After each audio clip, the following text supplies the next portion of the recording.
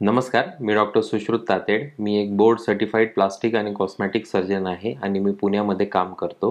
आज आपण एका सक्सेस स्टोरीच्या विषयी जाणणार आहोत. एका पेशंटविषयी जो आमच्याकडे आला होता की त्याच्या वरच्या होटांवर एक गाठ होती, जी त्याची लहानपणीपासून ती गाठ होती.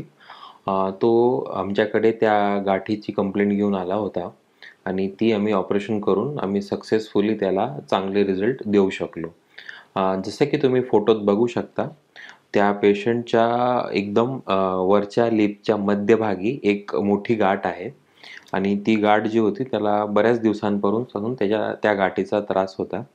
ह्या गाठीचा आम्ही जेव्हा तो आमच्याकडे आला तेव्हा आम्ही त्याला सोनोग्राफी, जो आपण युजुअली खूप कॉमनली करतो, तर ती टेस्ट आम्ही त्याला ॲडवाईस केली आणि त्याला सोनोग्राफी करून घेण्यास सांगितले. सोनोग्राफीमध्ये आम्हाला असं लक्षात आले की ही रक्ताची गाठ आहे. म्हणजे ह्याच्यात रक्ताचे जे वेसल्स असतात ते या गाठीत आहे आणि ही गाठ जी आहे ती आपल्याला ऑपरेशन करून काढावं लागेल असं आम्ही त्याला सांगितले.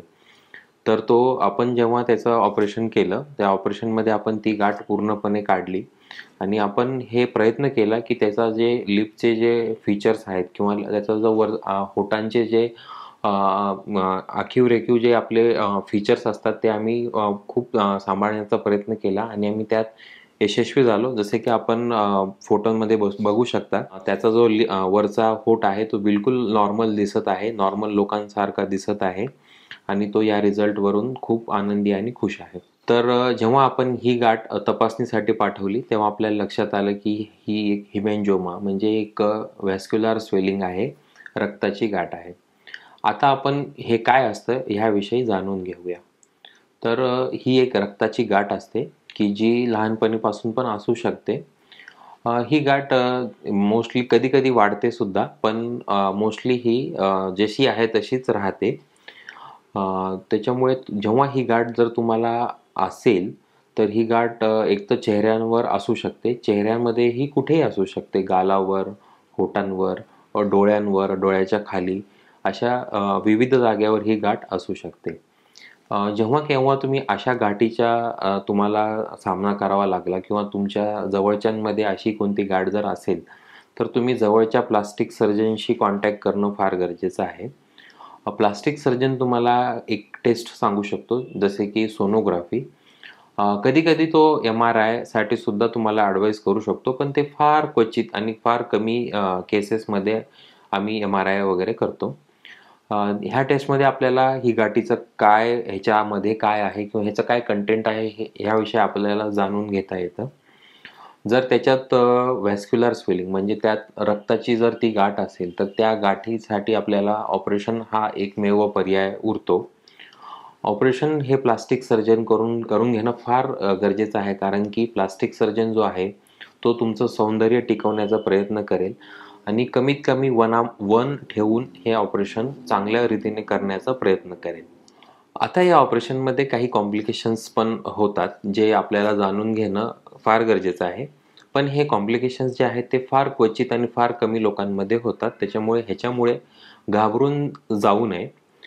सगळ्यात पहिलं कॉम्प्लिकेशन आहे ब्लीडिंग. आता ब्लीडिंग म्हणजे रक्तस्राव. आता ही जी गाठ आहे ती ऑलरेडी रक्ताची गाठ आहे. त्याच्यामुळे थोडं बहुत ब्लीडिंग ह्याच्यात होणं अपेक्षित आहे.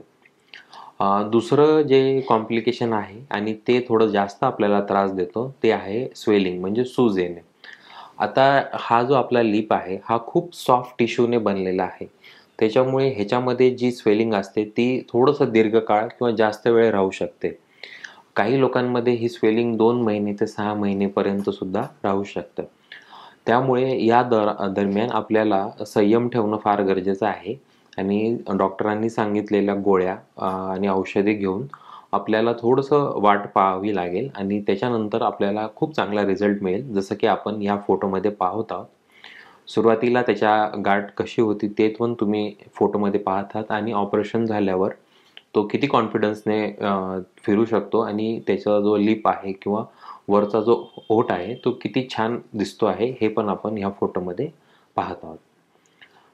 अशी काही बिमारी असेल किंवा तुमच्या जवळच्यांमध्ये कोणाला अशी गाठ असेल, तर तुम्ही खाली दिलेल्या नंबरवर किंवा ईमेल आयडीवर आम्हाला कॉन्टॅक्ट करू शकता. मी आणि माझी टीम नेहमी तुम्हाला मदत करण्यास तयार आहोत.